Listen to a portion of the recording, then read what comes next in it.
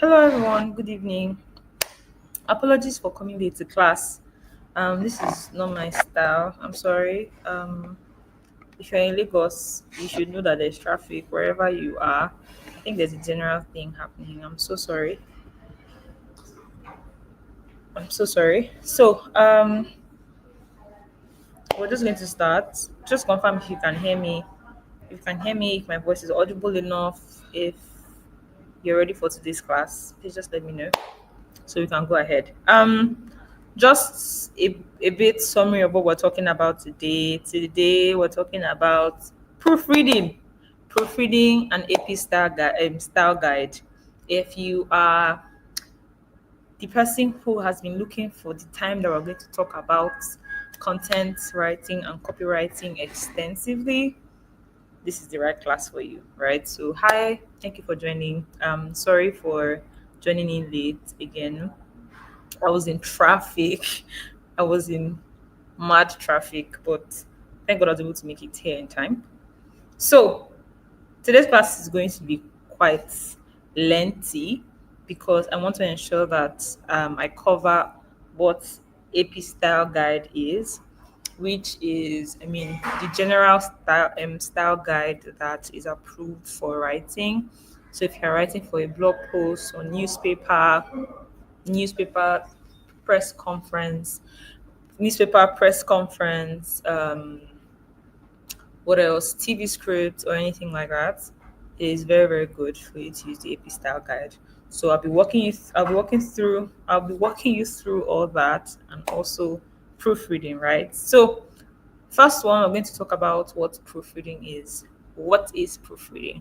Now, proofreading is something that I heard a lot when I started having interest in writing. First of all, I always loved writing when I was even like from a very young age. I'm still young, but tikwe, but I didn't do anything about it. I just like reading, like writing, and even till now. So when I mean that I didn't do anything about it, I didn't say that, oh, this is what I want to do. I just knew I like writing. Some months I can go without not writing anything. But when I started thinking that, oh, I like writing, what can I actually use my hands to do? And I like writing. So when I mean writing, I don't even mean writing for to make money or to like put myself out there. It's just something that I like to do just for doing sake. Like I could literally just do it, right? But when I started looking at the industry and seeing that people are making money off a skill that I'm just dropping, leaving on the table, then I started understanding. I started learning about power words, started learning about content writing, how to use your words, how to be expressive, how to infuse storytelling, how to write for industries, different industries, especially industries that I was interested in, proofreading, ghostwriting, all of that. But even till now, again, if I'm even looking for a job, I don't say I'm looking for. I can't. I won't apply for a job of a writer, right? Because it's not my strong point when it comes to like giving value or exchanging for. It's something that I like to do for myself, right? What I'm just trying to say is I knew that I could write for a long time, but it was now that I just started learning about proofreading and learning about the industry. So let's go straight into it. What is proofreading? So first of all, I'm going to tell you why proofreading matters. Proofreading. So I'm going to tell you why proofreading. Proofreading. I'm going to tell you why it matters, and I'm going to be sharing. I'm going to be sharing with you techniques that is going to make you a trusted writer. Please, can you hear me?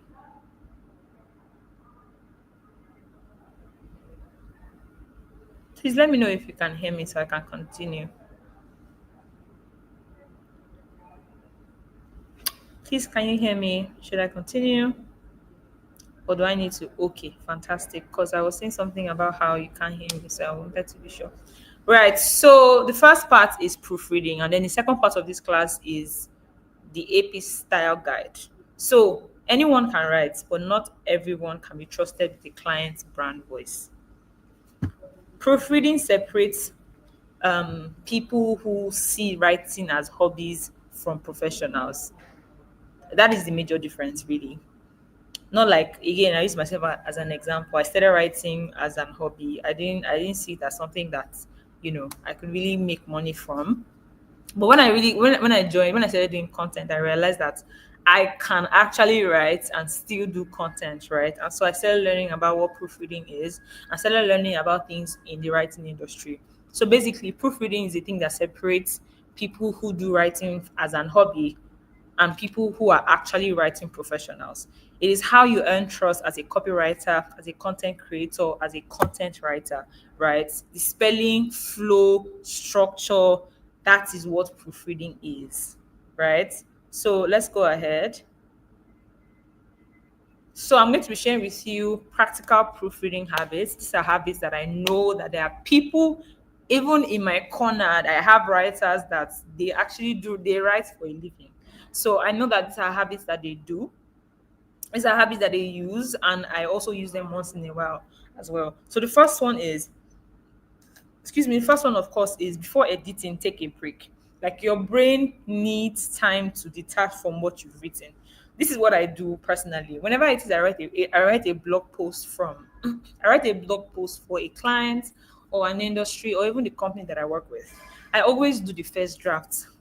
Like, there's first a document where I just brain dump everything that is in my head, everything I want to write. There's going to be a dump for it, and then I'll come back the next day. What I mean to say is, I won't say that my deadline for writing is tomorrow and I'll write everything this night. It's not possible. That's for me. I don't know about other people. But I always take a step back. And people who are in this same industry, who I know, who are my trusted friend, people who do this, they always take a step back. So whenever it is that you write something before editing, just take a step back, like, let your brain even refresh, because writing is not writing is something that, because it's like talking. So when you talk, especially when you're talking fast or when you're talking to someone, you tend to make errors, like speak certain grammars that are not supposed to be in the right place, or they're always like, just when you're speaking, there are always errors, especially when you're talking fast or you're in anger, or there's a certain emotion or something. It applies to writing as well. So whenever it is that you write, just take a break. Even if it's 10 minutes break, you eat and come back. It always works. The second one is read it aloud. I always do this, and then I even have friends who do this as well. Whenever you write something, whenever before you submit it, read it. Does it even make sense? Because words that sound awkward are often written awkwardly. So, like I said, writing and talking is the same thing. Writing is just giving yourself expression. Like, writing and talking. Talking is expression. You're expressing your thoughts. And that's why when people write their thoughts first before they speak, there's more structure, there's more eloquence, it's more articulated, because you've written first. So you've given your thought expression first, and then you've structured it, you've seen it, you've read it, you're like, does this thing make sense? This is how I feel. Okay, this is not how I feel. That's what writing is. So you have to see writing as talking as well. It's the same thing. Writing is just written, talking is just verbal. Do you understand? So another thing that you should do as a practical step when proofreading is to is to um is to read it aloud, because words sound awkward. Like, the same way I would make an error now and say like one bad English, is the same way when you write. It is awkward. So your voice becomes a filter for clarity when you read things aloud. So how can you do this? You can do this by running through sentences. You can do this by repetition. You can do this by so the technique reviews run-on sentences. When I mean run-on sentences, it means sentences that you just wrote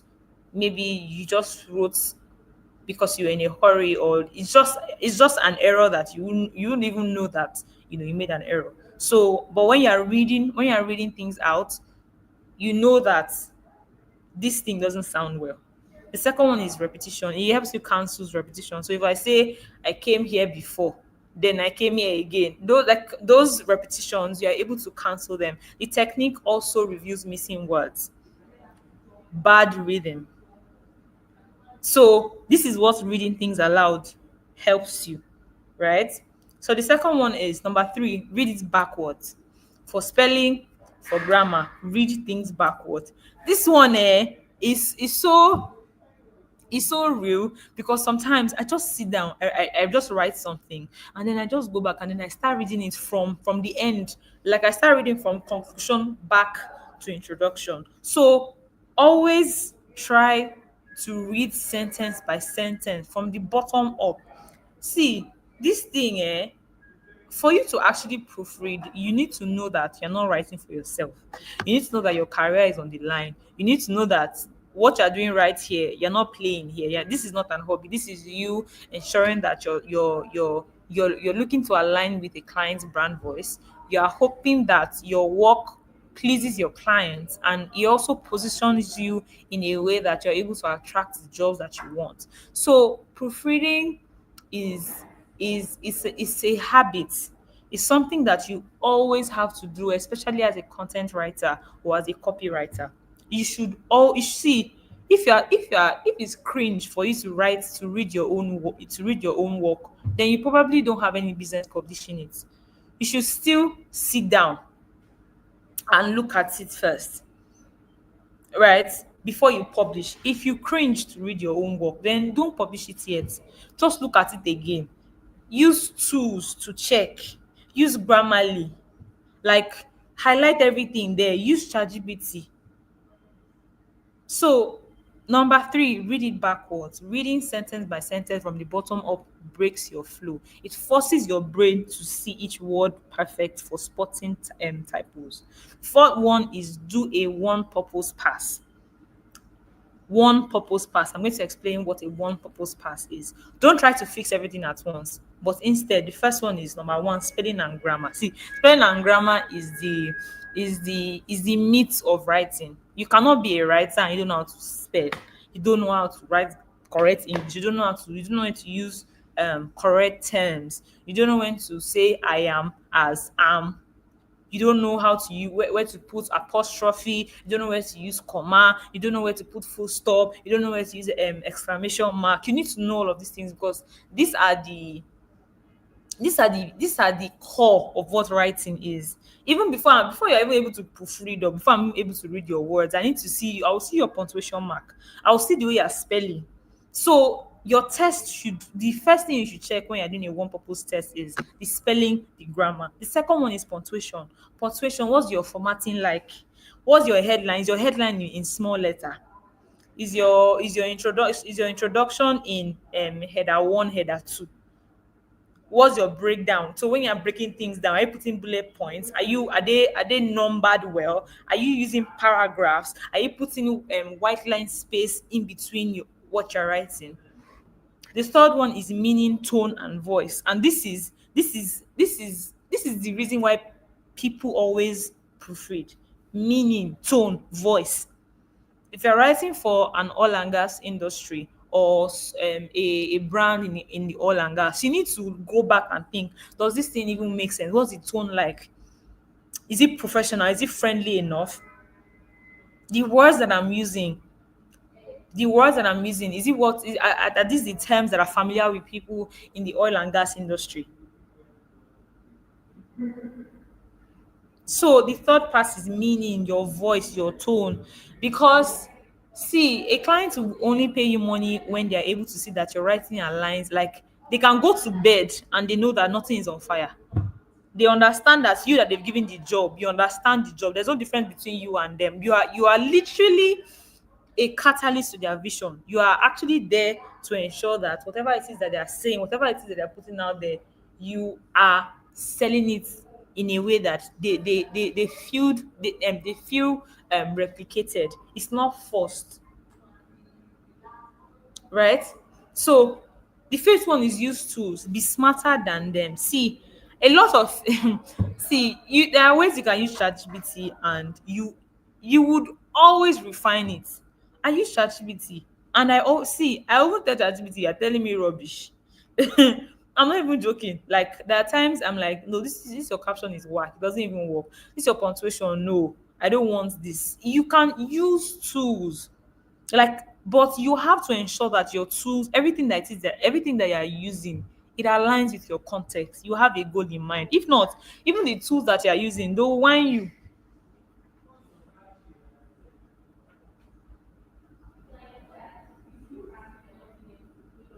right? So even the tools, if you don't know how to use them, if you don't know why you're using them, what you need them to clear, like what they will whine you. I'm not even joking. So I use ChatGPT and I tell ChatGPT, I always give context. I know words that I'm going to use to ensure that it gives me the answer. And even when it gives me the answer, if it doesn't align with what I want, I'll always tell it to refine it. No, this thing is wrong. I ask it to speak in a tone. I ask you to approach this in a with a storytelling technique. This thing that you're giving me sounds robotic. It will go back and refine it again. When I don't get the answers, I'll go and check another thing. I'll check Google. I'll check what people are saying. I'll bring it again to ChatGPT, refine it this way. So what I'm saying is, just because ChatGPT, just because Grammarly, even Grammarly sometimes the way they even use to see, these things are tools. You need to always realize that these are tools. Is somebody There are a bunch of people who are behind the tools who are ensuring that you get the best out of them. So it means it's a human being like me and you who even brought up AI. So AI even tells you that, see, they are bound to making mistakes. AI is not perfect. AI is not God. So you need to ensure that you're in a place where you're using tools but you're smarter than them. You will need to know, why are you recommending this for me? You will change it. You will decide what works for you until it works for your tone, until it works for the purpose that you want it to achieve. So just because Grammarly says that you should remove full stop here to another place, you said you're not going to remove full stop and move to another place. What if you actually said a full sentence and you needed to start a new one? So Grammarly will say you should not put full stop there, that you should put comma, and then like, do you understand? You should always be aware about these things. That's the message I'm trying to pass across. And then finally, have a final checklist. Like, before hitting send or publish, like, check, did I spell names and numbers correctly? See, like I said, grammar, spelling, is the meat of writing. It's the same way, it's the same way you are speaking. If I'm a public speaker or I'm giving a TED talk, or even as I'm speaking to you now, if I have a bad English, if I don't have a nice voice, if my tone is bad, if I'm speaking to you and I have so many factors, or I can't articulate my words correctly all the time, you won't be listening to me. So you have to see writing as speaking as well. Ask yourself questions. Did I spell the name correctly? Did I write did I write the numbers the way I'm supposed to write them? Or I'm writing, instead of me to write 10 in numerically, I'm writing 10, I'm writing it as words. Did I spell names correctly? Did I put Lovett in capital letter, or you're putting Lovett in small letter? Are you spelling the brands correctly? Did I follow this style guide? So whenever you're writing for people, there's always a style guide. If you're writing for a beauty industry, there are things that that will guide you. They are just words. There's just a style, because every brand has a style. Every brand has a goal. So you cannot be ignorant of that, because that is your guide. Is the call to action clear? If I spend 3 days writing this article, is the call to action clear? Will someone see this and want to take a step? Like, even me that I'm writing, will I trust this content if I came across it from another person? This is what me I always at. Like, there's a thing even between myself and one other person, one of my friends from secondary school. We always say this thing, that if you can't read, like, if you cringe at something that you did by yourself, it means it should not be outside. It means it should not be out there.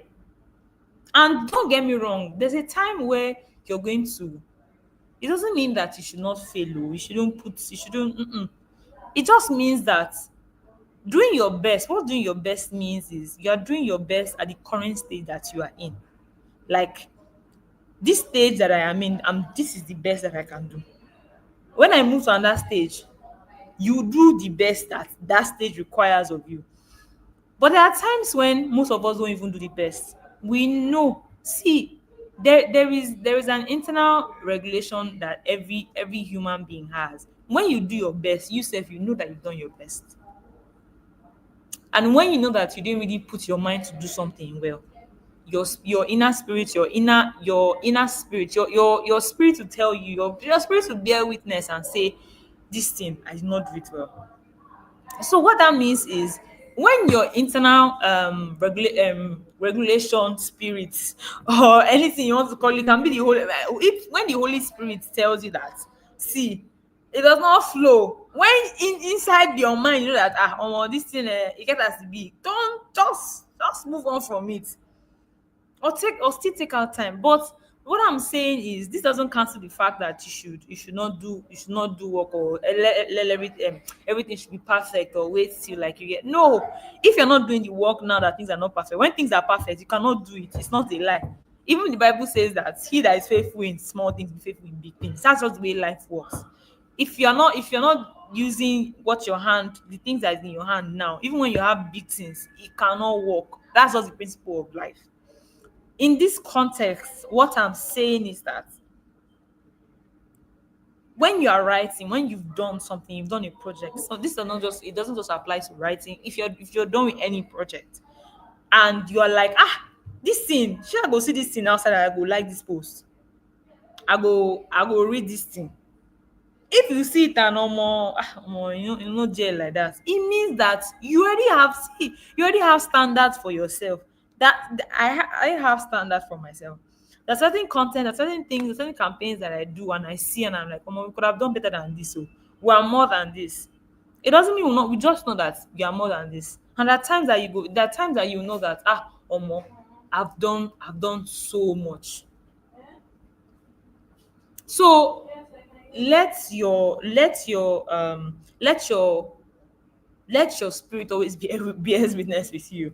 Like, this is your checklist. Would I trust this content I'm putting out? Will I trust it? If someone says, Elizabeth, like this post, and you read it, will you like it? Or you will like it because I'm your friend and I told you to like it? There's a difference. And this is the reason why I don't really subscribe to, I'm not someone who subscribes to, sharing my posts, to sharing your content or your portfolio with people, friends and family, to like it. Not because of anything, but they will like it because they like you. I want you to like my content because you found value in it, because you see it and then you like it, not just because you are my friend or I'm your sister, or nothing sentimental. No. So always use this as your checklist whenever it is that you're putting out a piece of content, or whenever you're doing anything, actually, that people are going to use it to determine the type of person that you are. Now people will use and determine, is this person even a good writer? Can I, if I the way this person has written this thing, can I even give this person more jobs? Excuse me, can this, like this work that you're putting out, if another person saw it, would they employ you? Right? So here is part two is AP style guide, the backbone of professional writing. So ap AP style book is basically the Associated Press style book. So AP is basically Associated Press, right? So this is mostly the style books used by, I mentioned earlier, by TV, journalists, newspapers. This is the style guide that they usually use. If you read a newspaper, everything that we mentioned here, go and check the newspaper, you will see it, right? So the AP style book is the go-to style book for journalism, blog posts, press releases, and brand content.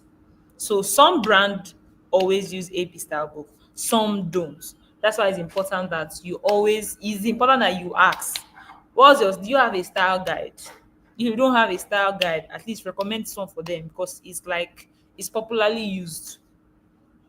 So knowing it makes your writing professional. It makes it consistent. It makes it industry ready, because people in the industry know it. Everybody knows AP. So when you're able to, okay, do you have a style guide? Oh, you don't. Let me recommend this for you, and then you use the template of AP for them. You are more valued, or you're seen as someone who is ready, who is aware of what's happening in the industry. So these are the essentials for AP styles to remember whenever it is you're writing. So here you can, I would have said you should screenshot, but I remember that the slides will be sent to you. So you should always use this whenever it is that you want to remember the AP styles when writing. So always have this at the back of your mind. The first one is numbers. So here you can spell out numbers 1 to 9. So whenever you're writing number 1 to 9, like 1 to 9, those are the numbers. You have to write them down. So you write one as zero, I say zero, ONE, right? You write nine as NINE. But whenever it is you're writing numbers from 10 above, you write them numerically. These are the essentials of AP style writing, right? For example, we hired 3 editors and 12 interns. Please, can you see the difference? Are we together? Are we together? Because now we're entering inside the work. So please let me know if you are together so we can go on.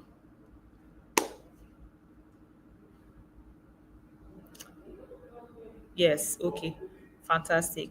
So you need to spell out numbers from 1 to 9.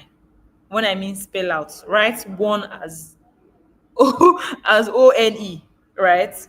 Numericals from 10 and above. For example, the example is here. We hired 3 editors and 12 interns. This is for AP styles, but every some clients already have what it is that they want. Some people already have styles. Some people already like, oh, you know what? I want us to be writing like Vogue. I want you. I want I want my style guide to be like Vogue or to be like Forbes. Those ones they have a different style guide. But I'm saying that mostly used like is AP style writing, and so these are the essentials that you should highlight. I already gave an example, which are the numbers. The second one is dates. The second one is dates. So with dates, you abbreviate number and month with 6 letters or more when used with a specific date. So, for example, if the event is June 24, you say the event is June 24, not, sorry, I said June. The example there is the event is on January 24, not January 24th. I know that this style of using first, second, third, aught, like when writing, it's been something that we've been doing. It's something I've been doing. I mean, since secondary school, when you're writing notes. But when you're as a writer, these are the things, small things that you need to look out for. So please, when you're using the AP style, as long as you're using the AP style, as long as you're using AP style, you're adapting to AP style, that means you're writing to newspaper standard, you're writing to journalist standards, because journalists are, when it comes to writing, I mean, that's the reason why they are journalists, right? So always remember that there's a number part of it, there's a date part of it. So the date number of it is abbreviate, like you need to abbreviate months with 6 letters or more. And when you abbreviate when you abbreviate month with 6 letters or more, do not use the second, the ND, the RT, the ST. You know, when we say it's the 1st of January, a lot of us write one ST. When you are using AP, we don't need your we don't need your one is one, right? So example, the event is on January 24, not 24th. Now let's run. The third one is time. This time one, use numericals and lowercase. So a lot of us, when you're writing, oh, 10 o'clock, you just write 10, you put and then you put 00. When you're using AP style, they are telling people that you're writing for a client, and you're telling the client that, or you're writing for a client and you're informing their audience that there's an event going on. You will say the session starts by 9:30 a.m. You don't just randomly put 9:30. How many? I mean, 9:30 can be in the night, can be in the morning. So you have to be very, very, very, very specific. And the thing that you are adding, when you're adding AM, when you're adding PM, it has to be in lowercase. It cannot be in capital letter, right? Another thing is when you're writing, so for example, when the time is on the hour, like 12 o'clock, 1 o'clock, 2 o'clock, 3 o'clock, right? You're going to omit the 00. So instead of me saying 1 p.m., that's 1:00 p.m., just write 1 p.m., 1 a.m.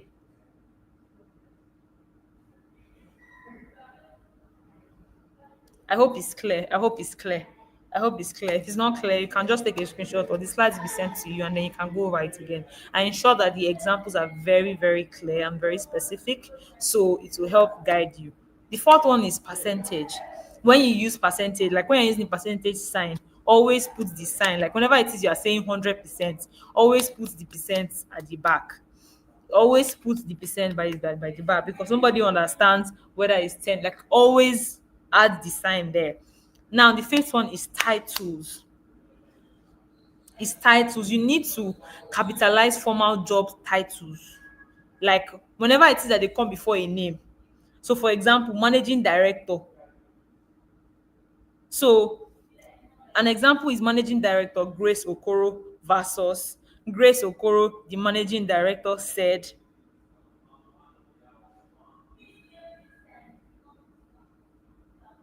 please, for let me say something. For when you're trying to capitalize, you can only capitalize proper nouns, like specific names of people, of places, animal, place of or thing. We all remember what noun is, right? So learn to capitalize. Like when you're writing someone's name, even if the name is inside, always capitalize it. I'm not saying you're not capitalizing the entire thing, but from the beginning, because it is a name, it's a name of a place, it's a name of a person, it's a name of an organization, you should always capitalize. You're not capitalizing the entire thing, but at least the first word, right? So, for example, he works in marketing at Google. Google is a place. So, even if the entire thing that you've written is small letters on lowercase, except from he in the beginning, Google is a place. So, Google should be written with capital letter. The first word should be capital letter,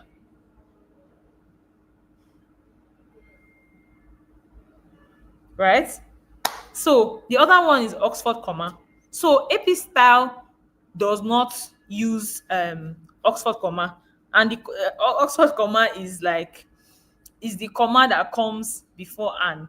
So if I'm saying we invited writers, we invited designers and developers. No. So for abbreviations, avoid if the abbreviation isn't universally known, spell it out the first time. So an example is even DSA here that we are in. So you can't use AP style and then you're saying DSA team is recruiting. Not everybody knows DSA style. Sorry, not everybody knows DSA. So if the abbreviation isn't universally known, like who, Unicaf, Unilever, all those. These are abbreviations that are proper. That in fact they are universally accepted. You can't say DSA team is recruiting or DSA team is recruiting or I've been learning from DSA or writing something using and you are saying you are conforming to AP style. You need to know that as long as the abbreviation isn't universally known, you should spell it out. Right? So, so this is for AP style, right? If you want to know how to use AP style guide, you can use AP style guide for press releases. So, like I said, press releases always use AP style. Press release is what Nobu used to say anytime he's reading news to you. Anytime he's reading news to us on the TV, that's a press release. What lawyer says in court for their clients. So when you're reading something for your client and your client is not speaking for themselves, that is press release. So the things that happen maybe when maybe something happens, maybe piggy vest or the things press release is basically things that are quoted, is things that the press releases Sometimes, I mean, most times, I mean, in this part of the world, sometimes it can be fabricated, sometimes it's not true. So depending on the source, but press releases always use AP style. Blog posts is mostly AP style with a brand spin. So when you read blog posts, especially professional, and when I'm talking about check, I'm talking about you check blog posts like um what's the name of this fashion of business of business, oh my god, world of fashion blog, yes. Like they always you when you read blogs, like you are reading Forbes, you are reading Vogue, um you're reading blog posts on Times, on New York Times. These are these are platforms that are universal. We all know them, and that's why I'm calling them. They mostly use AP style, but with a brand spin. So when I mean with a brand spin, when you understand who your target audience is, you understand people who you are writing for, you can always add a spin. But AP style is standard. In fact, it is mostly standard anywhere. The third one is client work. So, like I mentioned, some people don't know AP style. Some people are just copying, just want to copy and paste. Especially when they're hiring you as a content writer or as a copywriter. They're like, see these people, can't you write like them? Well, I want what we're going to be like this. So always ask them, can you use AP style?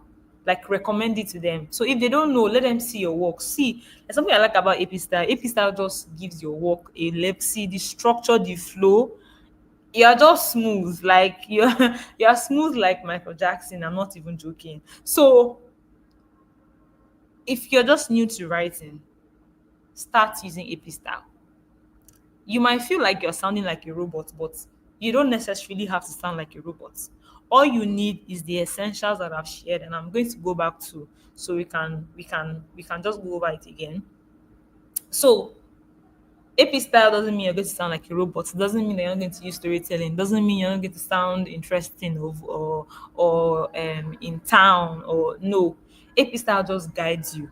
All this unnecessary abbreviation that you're adding, you're putting lol and you're writing for an industry like oil and gas. That's well, what is lol?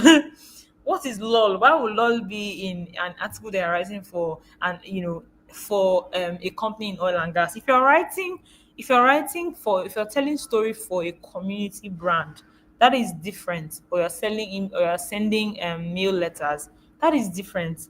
But that's why when you use AP style, it gives standard to your work. There are things that people will not even pay attention to, and that's another thing about writing. People think that writing is just writing because we all think we can write. I mean, we are all writing. That are here, sef. Some people are even writing what I'm saying or what they are learning. So everybody think that actually is just writing. The same thing. So people see social media and maybe just posting, or they see people, like the way people can just look at your work and make it seem like it is so easy that because every other person can do it. But the truth is writing, hmm, writing takes you need 100% attention to detail is key. In fact, attention to detail is super key. It's like is I think is one of the is one of you see it's not even spoken about, is not even as spoken about as it should be, because as a writer your eyes you see you need to zoom in so well, and maybe that's why some of us wear glasses, honestly, because you see, as a writer there are things that you remove that people will not even notice that you removed them. People just think people are like people just see a blog post or see something and they're like this is nice, so you just think that, but it took you a lot of work. It can take you at least 3 days or even a week to come up with ideas, start breaking them down, start writing them, start doing spell check, grammar check, start writing them down, start reading it again, reading it out loud, reading from bottom back to up, uh-uh, removing punctuation marks, trying to ensure that you're putting this well. Ah, and people will just sit and then they're like, it's easy now. Maybe you can write. Maybe this book and Bible come bring and write. So that's why a lot of time the work of a writer is not even as appreciated. It's not It's not as emphasized as maybe other niches or other industry, because writers, it seems like you just write something and then what's there? Maybe just punctuation mark, maybe just writing. That's why when people read a good work, they know that they've read a good work. See, there's a way you will write, people will read and they're like, that's why till today people are still buying newspapers. Newspapers might not be as great as they used to be back in the days of our parents. But people will still rather read from newspapers than read from Instablog. There's a reason. There's a reason why people would rather read from newspaper than read from Instablog. Do you think that Instablog use AP style guide? Please, do you think they use it? They use it? Of course not. The way you read newspapers, you read press releases. See, it sharpens a. The only way you can be a good writer is by writing. No, is by reading and writing. You have to be a massive reader because you have to see other people's work. You need to know how people are putting words together. What's going on in the industry? Which words are people using together with another word? Like you will read other people's work to be more concise, for your words to be more lucid. Like, because writing is a flow, there is structure to it, and that's how I'm giving you a piece. Like, it's not just bars. If everything is clunky, if everything is done, nobody will read what you're writing, right? So let's just go on a quick break, and so you can take your attendance, and then we're going to be back so we can unpack more essential AP style guide and you know talk more on writing.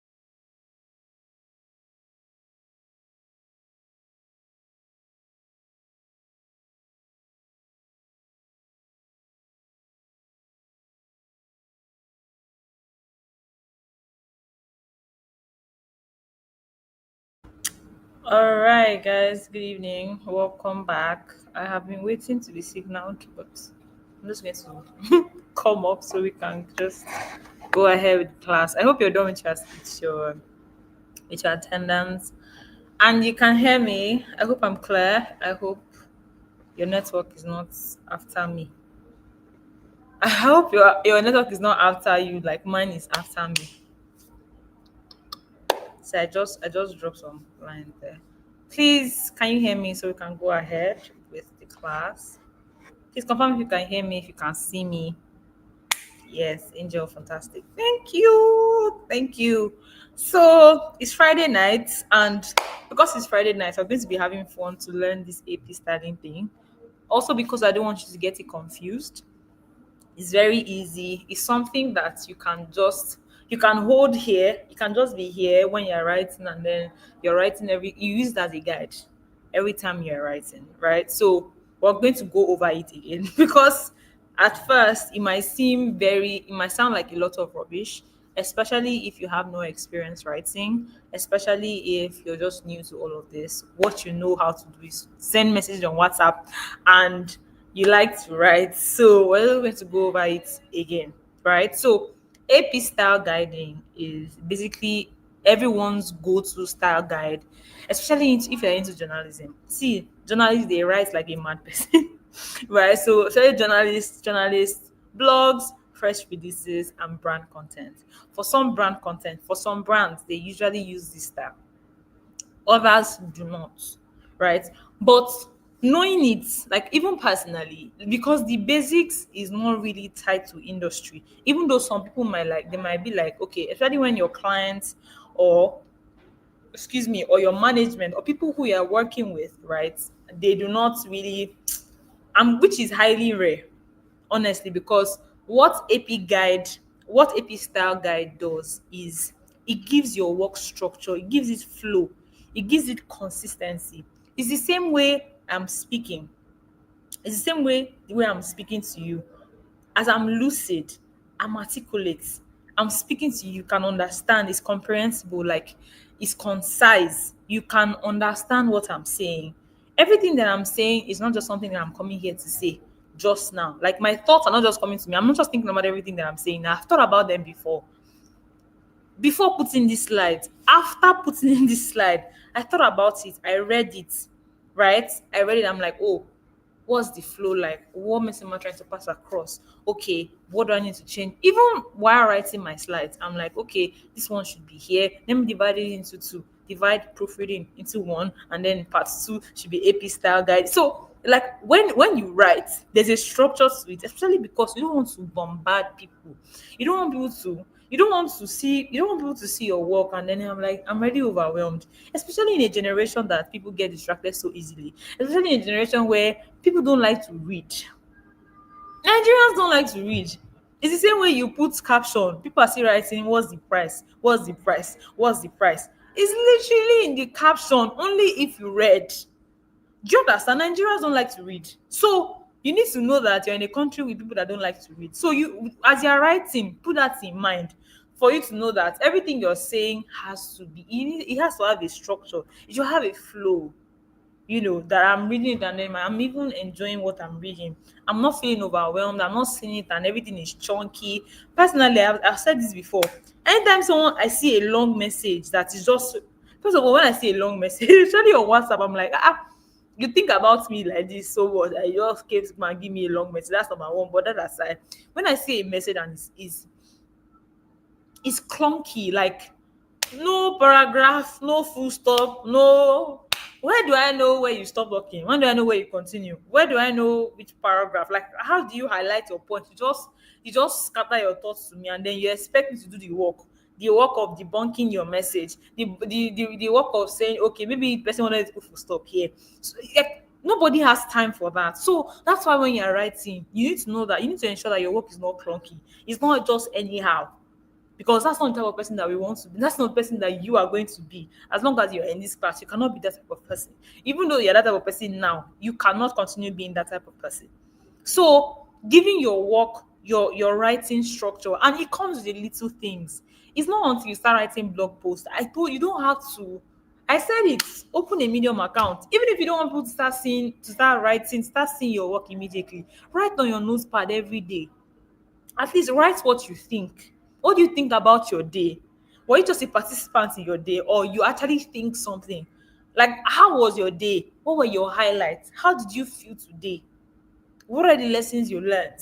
What are the things you can do better tomorrow? Write them down. Start having the habit of writing, because you can't say you're a writer, you write once in 3 months. You can't say you're a writer and you write once in 6 months, twice in 6 months. No, my dear. Reading and writing is see, it has to be as natural as eating food and going to the toilet. That natural. Because again, practice makes perfect. And you can only sharpen what you have. Like what you dump and you leave there, it cannot be sharpened. So as a writer, always have the habit to write. Like you're not writing anything big. Write your thoughts.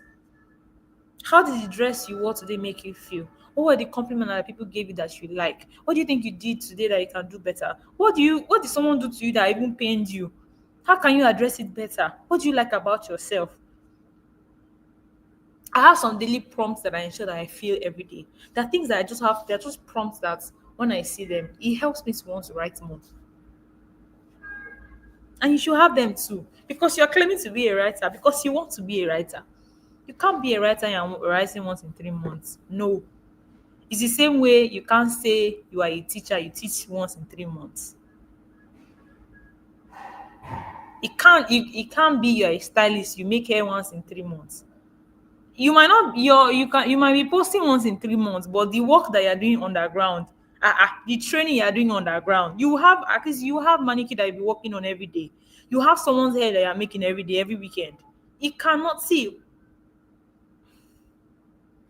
There's something I learned from FD, and that's Fela Durode. He says that um your life is made up of the actions you take consistently, not occasionally. Let me say that again.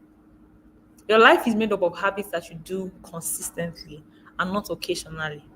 So, I'm not someone that wears glasses because I wear glasses occasionally. I'm someone that wears glasses because every time you've seen me, I've been wearing glasses.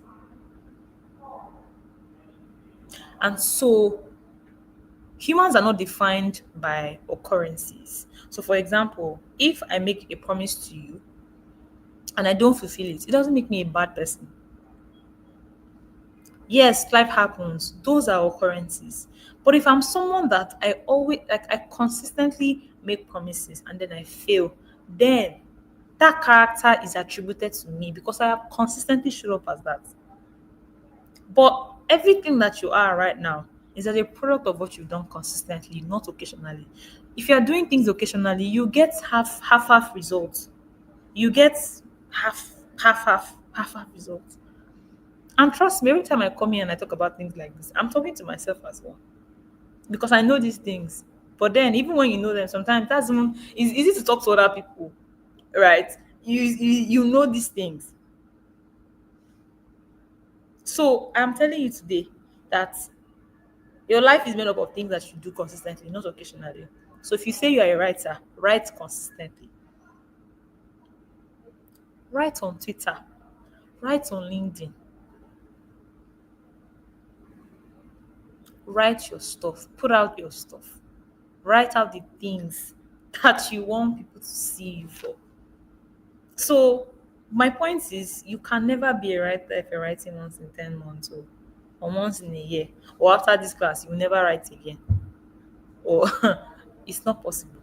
Right? So let's have that and have peace. Everything AP guide, AP style guide, proofreading. You can't even proofread when you're not writing anything. So what are the things that you've written? Are you still writing? Just because you're not getting the publicity or the buzz that you want, does it mean that you're not going to keep writing your work? So, like I said, me, I just have a dump. Like, if you check my notepads, like I use my Apple notepad. I use Evernote. I use Evernote. I use Google Doc. I use which other one do I use? I have some notes on Microsoft OneNote. I have journals, like I have physical journals. Let me even show you. I have I have this small journal that I just write. Like it's just called a brain dump. I just write things. Even though I've not written things like this week or for the past 2 weeks, but I have this one. I write this one. I write on this one. I have this one that I just write. Like what I'm saying is like I always write. I always, because I'll just sit down and things just come to my head and I just capture my thought and then I write. So I can tell you that I'm a writer because I write. Even though I might not be publishing article every day, I might not be a featured guest anywhere, I might not be a keynote speaker and people who are making billions of dollars writing. I might not be all that. But I am writing. Am I not writing? I am writing. Am I looking for ways to improve my writing? Yes. So you have to be that person where you are constantly building that character, whether anybody is watching you or not. You are writing because you choose to be a writer. And greatness is not only in the results, greatness is in the effort that put, like, greatness is in the decision. If you decide today that you want to be a great person, it's not until you blow on Instagram or you have a big break or you have some billion of dollars in your money. That's not when you become a great person. You become a great person the moment you decide to wake up by 5 a.m. to start reading more books, to start, to have a regimented routine. That's where greatness starts. Greatness starts from effort. Greatness doesn't start from the result. So you might not be everything that you want to be as a writer right now, but you can only get better if you consistently write. Writing is not See, writing is like every other skill, honestly. It's like photography. It's like learning makeup, doing learning makeup. Which other thing do we learn these days? It's like doing makeup, learning how to make hair. It's like any good skill that you're learning. You have see You remember that time when we were in secondary school and then we always learn further maths. We learn science, we learn chemistry. They will give us assignments, they'll give us tests. Like all we can think about that time is our science class or chemistry class or how we hated those classes. See, if you're not obsessed about something like that, you would you just get the person who is obsessed than you that is not as obsessed. There will be a difference. There will be a gap, and you might think that there's something wrong with you, but everything that you are, like everything you desire, is waiting for you to give it time. If you want to be a great person in life, greatness is just waiting for you to give it time. You can't say you want to be a great person and you're not doing things every day that ensures that you are great. You're not taking steps every day. You can't say you don't want to be a great person. You don't say you want to be a great person and you're acting like a spectator. You're not taking responsibility of your life and doing the things um that make greatness a meaning to you. What I'm saying is that all of these things that I'm saying is a life hack. Like if you choose that is this writing and content that you want to do, you have to be doing it every day. That's why people are making money where they are, and then there's you. Because they've been doing it. And then there's you who is not who thinks that just taking this course is your gate map to doing anything great. You need to put in the work. So let's briefly go over this again. AP Style Book. AP Style Book is your go-to guide for journalism, blogs, press releases, and brand content. Right? I'm just going to go over the essentials again, one more time. The first essential AP style to remember is numbers. You spell out number 1 to 10. Numbers from 10 and above, you write them down numerically. Right? So the example is we hire 3 editors and 12 interns. Right? The second one is dates. The interest, see, this thing is very, because when you write things, me, my secondary school, my primary school notes, when I'm writing it, I always put first, 1 ST, February, 2020. That's how I used to write for a very long time. When I came across AP style writing, style guide, I'm like, okay, let me change. See, this is industry standard.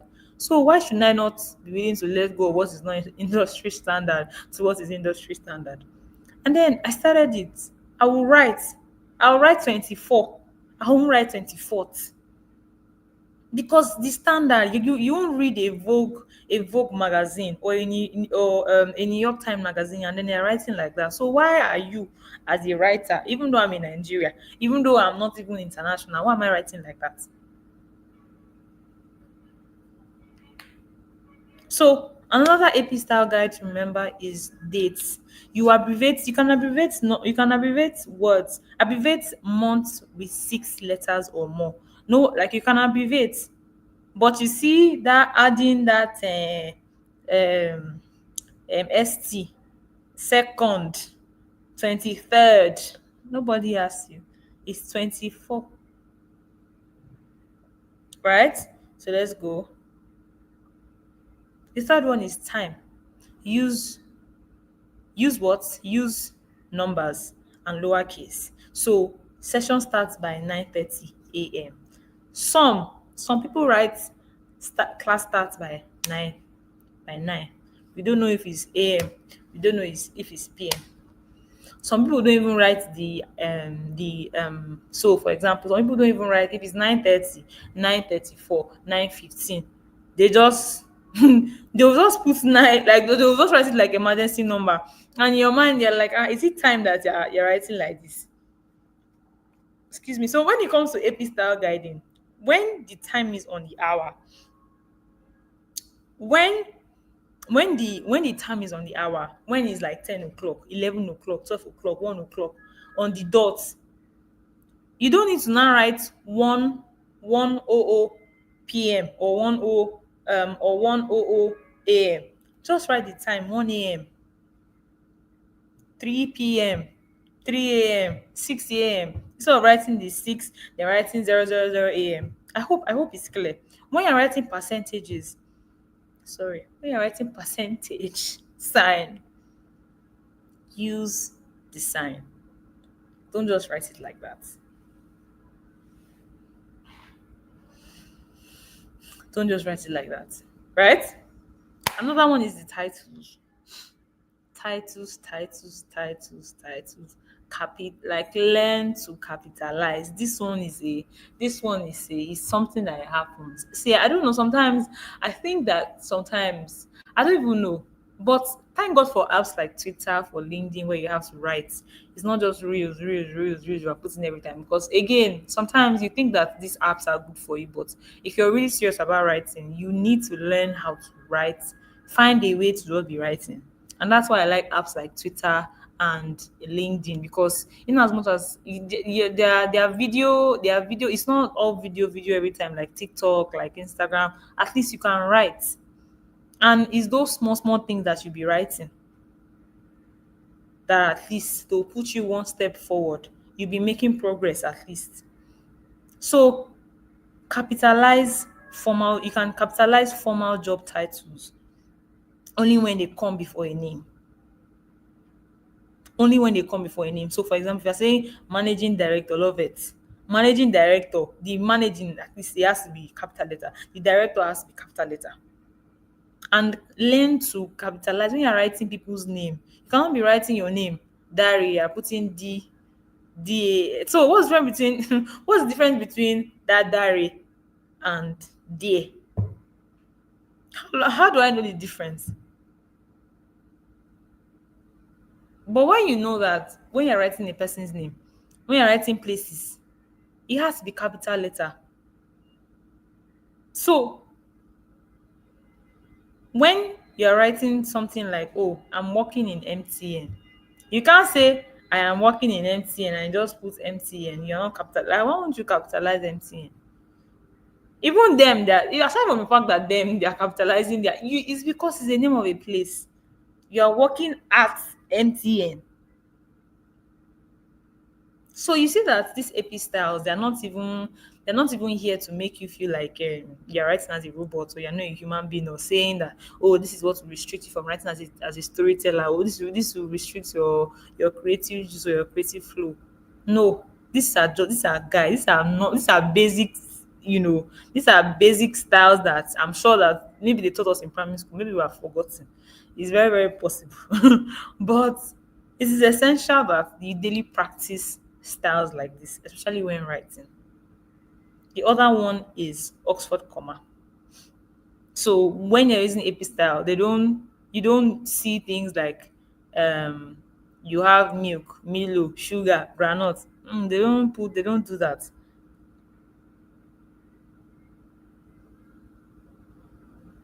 Abbreviation. Abbreviations, especially when the abbreviation is not universally known, like UNICAF, like WHO, that's World Health Organization, like using abbreviation that is like everybody knows. You can't say something like, oh, DSA team is recruiting. That's this DSA here. The full meaning of DSA is Digital Skill Africa. But not everybody knows it. So you have to be clear. Digital Skill Up Africa,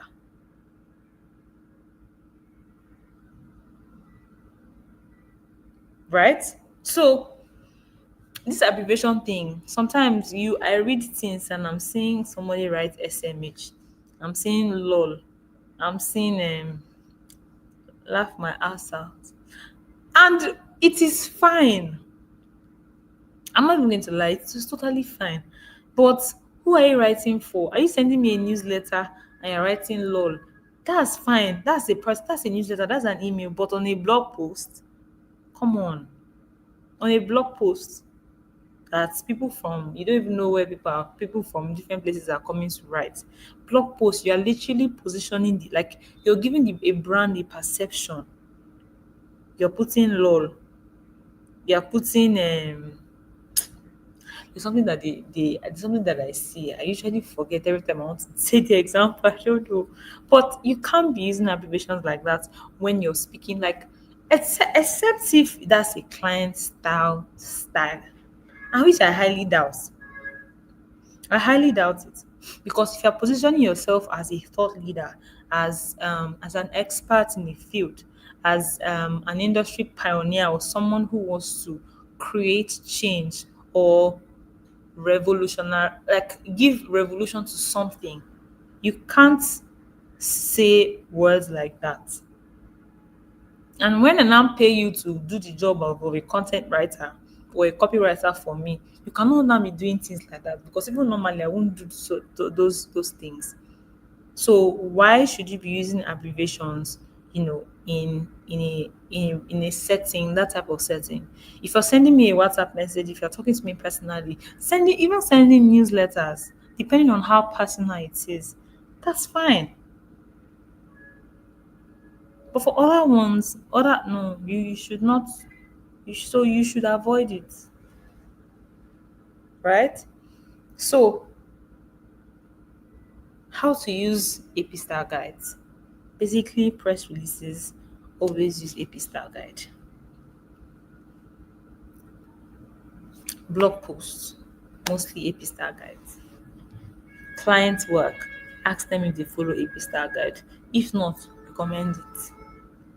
Like I said, for me, now that I even think about it over and over again, it's not the style guide is not something that will put you in a box or make you feel like, you know what, is limiting your creative juice or limiting your creative flow. It makes you look structured. Writing, the core of writing, like I said, spelling and grammar. That's number one. Then the other part of it is the meaning, the flow. What's the brand voice? Like, can I? You see how people? Do you know why people are writing love messages? Why do you think people like reading love messages? Because there's a tone, there's a brand voice. Like it might not be a brand, but there's a voice to it. There's a structure. There's a flow to it. That's why people are writing love messages. That's why you will receive a love message and you will blush, even when you don't like the person. So I think I've not gotten love messages from someone that you don't like. Even if you don't like the person, you just be thinking that me, I don't know. Me, I've gotten love letters like that, and I'm like, So this is how you think of me. Must be nice. So even if you don't like the person, when there are people that have just sat down, written things down, and are like, hey, it's me. Is it me? Me that I know this is the person they are talking about. Me that I know myself. Oh, are they, okay. So this is me. That's why people like reading love letters. Like you just see thing and then you're like, homeboy just whining and like, okay. Especially if that's what I don't know how to spell. Oh. If you don't know how to spell, I don't know how people are coping. Let's not say he knows how to spell. It's not giving you grammar. I saw the way you walk. That's why Riz. You guys don't know Riz. Is it Riz? Yes, like, it's Riz now. They'll say, which Riz? Chim, there's one that I heard one time. There's one that I heard one time. And the reason why I busted my head was because it was even a Bible based reason. I think the person was like, ah, maybe I think the person was like, because there were several examples. I think the person was like, are you from Numbers? Can I get your number? Are you from Numbers? Like, Numbers in the Bible, chapter. Yes, are you from Numbers? Can I get your number? There was even one that even busted my head. Are you my, are you my, oh God, do I remember this? The time that I needed the most. Are you my, are you my, are you, are you, can I be your Joseph because I want to marry you now? Guy, that thing busted my head. Because of course you know that Joseph and Mary, and the Mary sounded like Mary. Like, think about it. Think about it, guys. Think about it. Like, can I be your Joseph because I want to marry you now? Like, and he said, like, he literally wrote Mary. Like, so like he wrote it like Mary. So I don't thought about it again. I'm like, this in hey. I was just laughing. Someone that I don't even, someone that I'm just even looking at her. This one they want me. Oh. He just came to drop rings in my DM, and I'm like, hey God, oh. So what I'm trying to say is that's what people see. People love reading love messages because there's a tone to it. There's a flow. Reads will not be reads if there's no flow. Do you know that? And yeah, there are people that are writing this reads. Oh. It's not people that are writing it. People are writing it. People like you and me. People that just come up with flows. That's why artists, singers can just sing something and then there's a flow to it. Like there's just a flow to it. I'm sure you've heard song. I think mostly rappers do it, but even singers they do it. So when there's a flow and then there's structure to your work, people are drawn to it. That's what I'm just trying to say. I'm not saying you should be a Reese writer or you should be right. What I'm even songs that you are singing, there are people who are writing it. Oh, I hope you know. Whiskey is not getting inspiration from. You will get inspiration, but you will write it down. There are actually songwriters. They write songs. So you will literally sit down and write. What's a popular song? What's the song that people like now? What's the song that is currently trending that you like? That song was written by somebody. There's a flow. That's why you like the song. Aside from the music or the background, like aside from the music itself, the words itself, there's a flow. There's a flow. So right here, we are not rinse masters. We are not songwriters. We are not all of that. But what we are right now is what we are. We are writers right now, and that's the reason why you have this guide to guide you as a writer. So please do not limit yourself to what is possible. There's so much that you can do. So much that you can do. If the people that are writing reels, are writing content and writing things that are funny and giving flow, that it makes so much sense. So why can't you? Right? So please, who wants to be my Mary? So I can marry you now. Honestly, that line just You took me off. I was I had like I have never thought about it that way. I have never ever thought about it that way. Like I said, it wasn't even the first time. It wasn't even that was not the only one. I had a couple and they were really interesting. I'm like, people will just sit down and creatively compose these things, guy. So anyway, we've come to the end of today's class. I hope that you were able to learn everything that you wanted to get. Please do not forget what proofreading is about. I can go back to just do a summary on that, but do not forget what proofreading is about. Don't let reads take your head away. Come back to class. So proofreading, right? Proofreading Spoke about proofreading and I shared practical proofreading habits. The first one is to step away first. Give your head some minutes, even if it's 10 minutes, take a break, read things aloud. After you write something, it's the same way this boy that said, "Can I marry you? Abi, can I be your Joseph so I will marry you?" I'm sure he thought about it. It not just come to my DM and said it. He must have read it out loud to even hear himself. Does it make sense? If I say it to this girl now, will she slap me? Exactly. So you have to read things out. You read it out loud. When you think about something and you write it down, you will read it.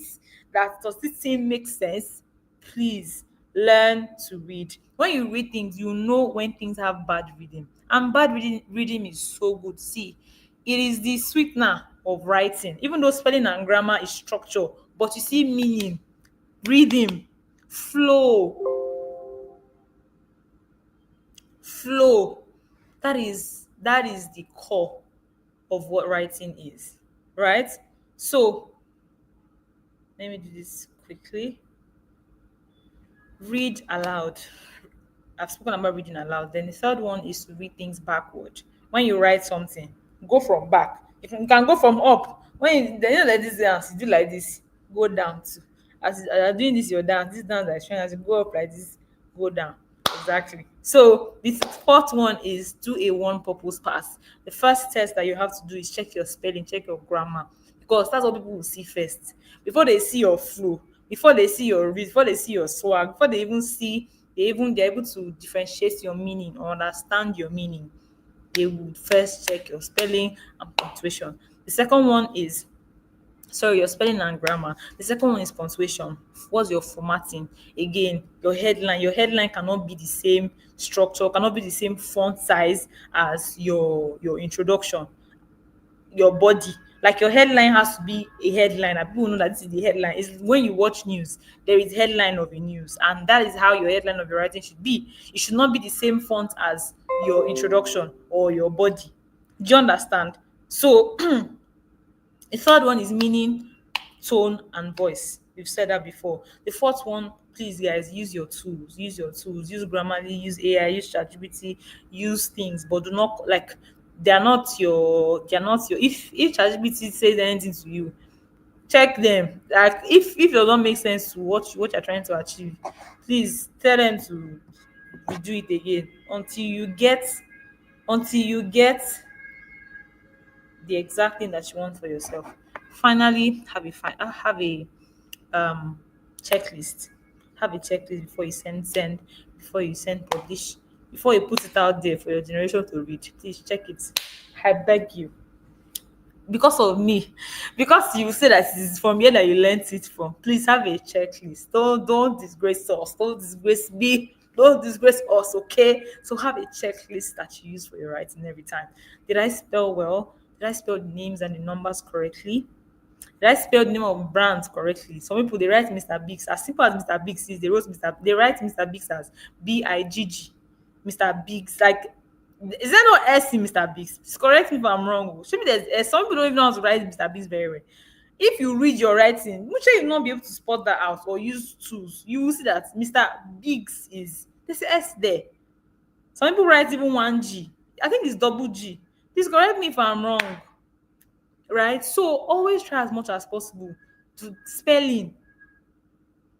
Does this follow the style guide? If your client gives you a style guide, have a style guide. Follow the style guide. Right? Is the CTA clear? Is the CTA clear?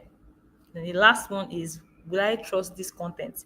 If it's my sister, not even my sister, if someone sends me this content to read, will I read it? Will I like it? Will I engage it?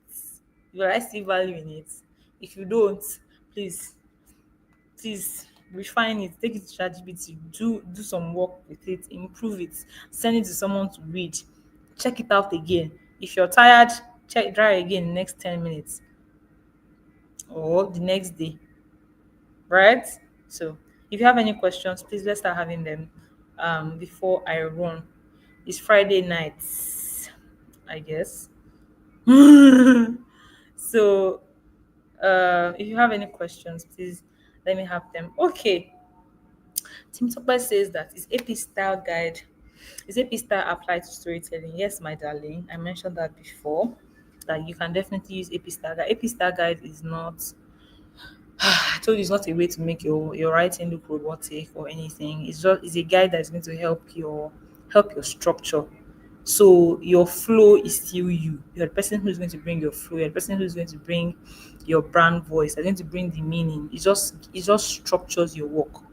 That's what it does. It doesn't determine, the feeling or what the essence of the message you're trying to pass across. That's what I'm trying to say. That's the reason why people would rather read in as much as newspaper does better in terms of structure, in terms of being intelligently articulated.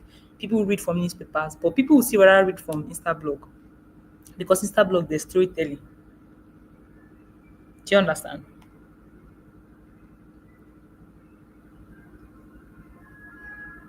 So do I have any other question?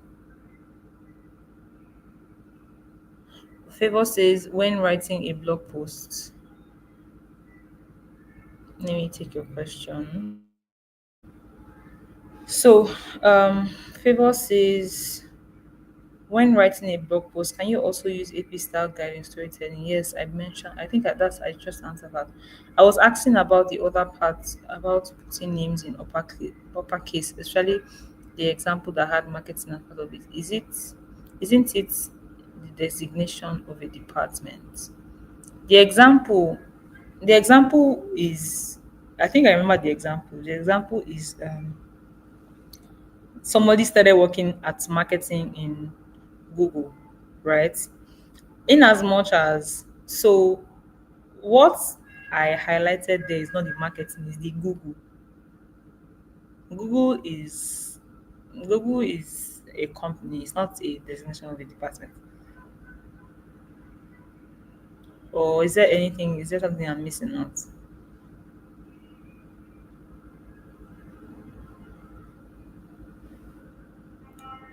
Please can I get the PDF file of the training? Yes, you can. I'm sure you will.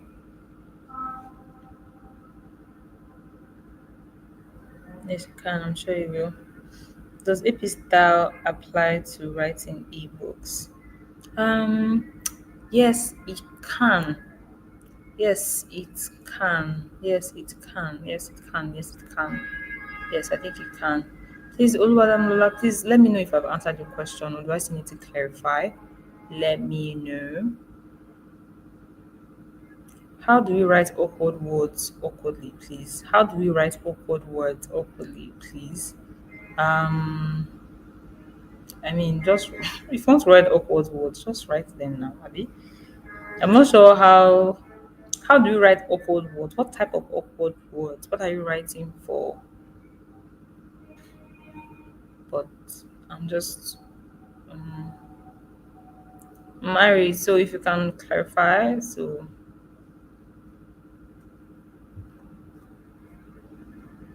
are there any more questions?